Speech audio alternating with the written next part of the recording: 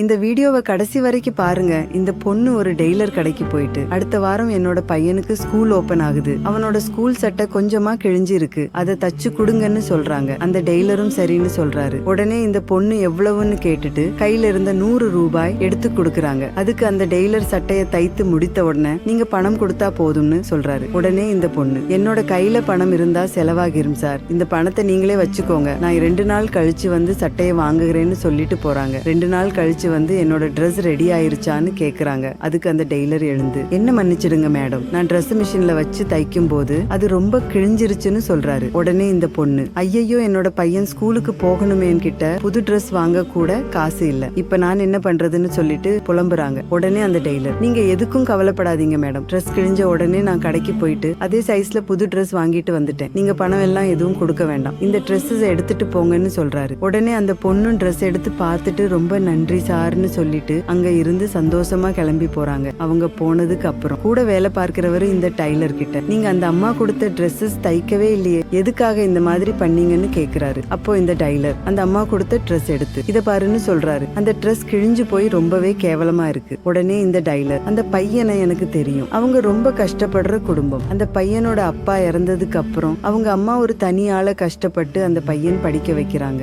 அதனாலதான் என்னால முடிஞ்ச உதவிய நான் பண்ணேன்னு சொல்றாரு. இந்த டெய்லர் பண்ண செயல் உங்களுக்கு பிடிச்சிருந்தா இந்த வீடியோவுக்கு ஒரு லைக் போட்டு கமெண்ட்ல சூப்பர்னு கமெண்ட் பண்ணுங்க.